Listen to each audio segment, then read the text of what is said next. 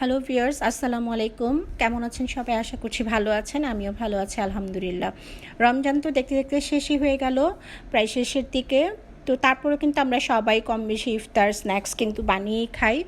তো আজকে তেমনই একটি রমজানের জন্য একটি স্ন্যাক্স করে দেখাচ্ছি। এটা ছোট বড় সবারই খুব পছন্দ এবং বাচ্চাদের জন্য খুবই পছন্দ, আর সেটা হচ্ছে চিকেন ডোনাট।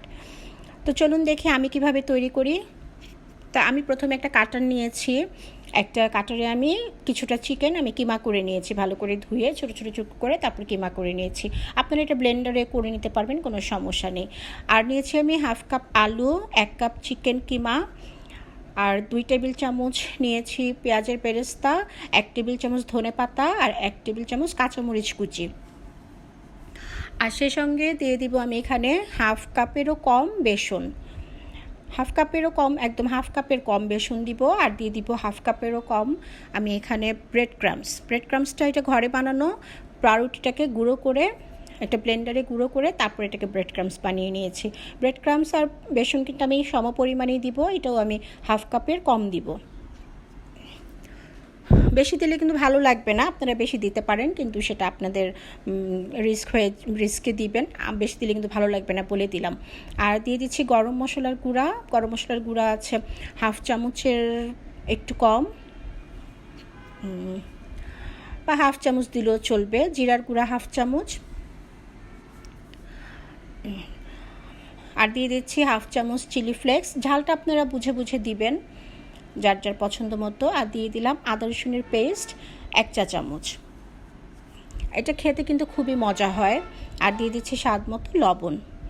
তো এটা কিন্তু আপনারা এমনিও বিকেলে স্ন্যাক্স হিসেবেও বানাতে পারেন, বা বাচ্চাদের টিফিনের জন্য স্ন্যাক্স হিসেবেও কিন্তু তৈরি করে দিতে পারেন। আর দিয়ে দিব ঘি, আমি এখানে 1 টেবিল চামচ ঘি দিয়ে দিলাম। ঘিটা দিলে কিন্তু দারুণ একটা ফ্লেভার হয়, খুব ভালো হয়। আর দিয়ে দিব একটা ফ্যাটানো ডিমের হাফ, পুরোটা দিব না, কারণ পুরোটা দিলে আমি যেই মিশ্রণটা এখন তৈরি করব বেশি নরম হয়ে যেতে পারে, তাহলে ডোনাটগুলো শেপ দিতে কিন্তু একটু সমস্যা হয়ে যাবে। তো এখন ভালো করে মেখে নিচ্ছি, মেখে মিশ্রণটা এক সাইডে রেখে আমি বাকি প্রসেসিংয়ে যাচ্ছি। এখানে আমি নিয়েছি কিছু ব্রেড ক্রামস, এটা কেনা ব্রেড ক্রামস, আর নিয়েছি 1/2 কাপ ময়দা, তার মধ্যে আমি 1/2 চা চামচ মরিচের গুঁড়া আর স্বাদ মতো লবণ দিয়ে একটা ব্যাটার তৈরি করে নিব। একটু পানি মিক্স করে ব্যাটার তৈরি করব। তো ব্যাটারটা কেমন আমি দেখাচ্ছি।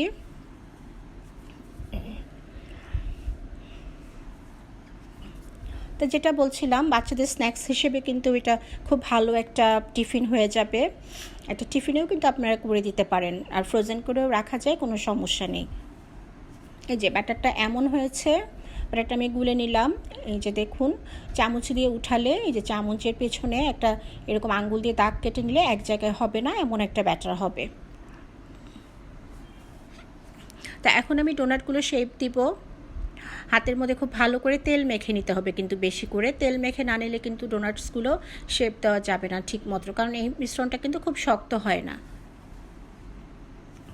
তো একটু খেয়াল করবেন কিভাবে আমি শেপ দিচ্ছি। আগে খুব ভালো করে একটা বল করে নিচ্ছি, সুন্দর করে একটা গোল শেপ দিয়ে। তারপরে হাতের মাঝখানে প্রেস করে একটা ফুটো করে দিব আঙ্গুল দিয়ে। এই যে আঙ্গুল দিয়ে একটু ফুটো করে দিচ্ছি দুই পাশ।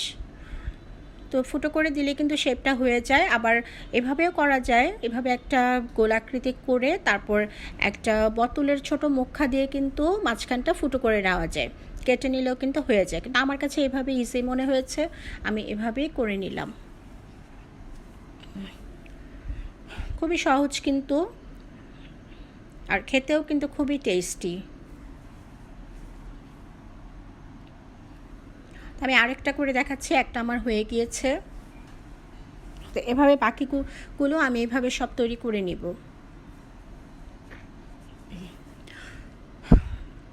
আর ফ্রোজেন পদ্ধতিটা বলে দিচ্ছি। ফ্রোজেন পদ্ধতি কিন্তু আমরা সবাই জানি। এগুলো সবগুলোকে শেপ দিয়ে কিন্তু আগে আমি 2 ঘন্টা ফ্রিজে রেখে দিব, ডিপ ফ্রিজে। তারপর একটু শক্ত হলে তারপর দেন এটাকে নামিয়ে আমি ওই ব্যাটার যে তৈরি করেছি একটা ময়দার, সেই ময়দার ব্যাটারের মধ্যে এটাকে ডুবিয়ে তারপর ব্রেড ক্রামসে আমি এটাকে গড়িয়ে তারপর আবার এটাকে কিন্তু 2-3 ঘন্টার জন্য, তারপর যতক্ষণ সময় লাগে রাখা যায়, ডিপ ফ্রিজে রেখে ফ্রোজেন করে তারপর সেটাকে বের করে একটা জিপলক ব্যাগে অথবা একটা এয়ারটাইট বক্সে ভরে রেখে দিব। এখন 1 সপ্তাহ 2 সপ্তাহ 1 মাসের জন্য রাখা যাবে। শুধু যখন এটাকে ভেজে নিব, ভাজার 10 মিনিট আগে বের করে গরম তেলে কিন্তু ভাজতে হবে এগুলো। এই যে আমি এখন এগুলো ফ্রিজে রেখে দিব। এখন ফ্রিজ থেকে বের করেছি 2 ঘন্টা পর, বের করে এখন এগুলোকে ব্যাটারে চুবিয়ে নিচ্ছি, ব্রেড ক্রামসে গড়িয়ে নিব। তারপর যেটা বলছিলাম ভাজার প্রসেসিংটা, তো তারপর গরম তেলে কিন্তু দিতে হবে। অল্প তেলে দিলে কিন্তু ভেঙে যেতে পারে। গরম তেলে একটা পিঠ একটু জাল মিডিয়াম হাই করে বাড়িয়ে এক পিঠ ভেজে তারপর দেন আবার জালটা কমিয়ে উল্টো পিঠটা ভেজে নিলেই চলবে গোল্ডেন ব্রাউন করে। তারপরে কিন্তু জালটা কমিয়ে দিতে হবে, মিডিয়াম করে দিতে হবে, নাহলে কিন্তু আবার পুড়ে যাবে উপরটা, ভিতরটা ঠিক মতো আবার নাও হতে পারে। তো যে আমি আরেকটা এখন কোটিং করে নিচ্ছি, ভালো করে ব্রেড ক্রাম্বগুলো লাগিয়ে নিচ্ছি যেন কোনো জায়গায় ফাঁকা থেকে যেন সাদা অংশগুলো না দেখা যায়। যে সুন্দর একটা হয়ে গেল ডোনাটস, দেখতে কিন্তু খুবই সুন্দর লাগে। আমি জানি এটা সবাই হয়তো বা আপনারা অনেকেই বানাতে পারেন, কিন্তু যার যার মতো যে হয়তো বা তৈরি করেন। আমি আমার মতো তৈরি করলাম, আমি যেভাবে তৈরি করলাম সেভাবে আপনাদের সাথে শেয়ার করেছি। আর আমার ডোনাটসের রেসিপিটা বা এই রেসিপিটা যদি কোনো অংশ আপনাদের কাছে ভালো লেগে থাকে, তাহলে অনুরোধ করব আমার চ্যানেলটি সাবস্ক্রাইব করে পাশে থাকা ছোট্ট বেল বাটনটি ক্লিক করে দিবেন। আর যদি বেশি ভালো লাগে তাহলে অবশ্যই একটি লাইক দিয়ে দিবেন। আর যারা অলরেডি সাবস্ক্রাইব করেছেন তাদেরকে জানাচ্ছি অসংখ্য ধন্যবাদ। এভাবে আমি সবগুলো এখন করে নিব। এই যে আরেকটা আমি করে নিচ্ছি। সবগুলো করে আমি তারপরে এগুলোকে ডিপে দিয়ে দিব। ডিপ ফ্রিজে 2 ঘন্টা, মিনিমাম 2 ঘন্টা রাখবো। তার চেয়ে বেশিও রাখা যাবে, সমস্যা নেই, কিন্তু মিনিমাম 2 ঘন্টা রাখতে হবে।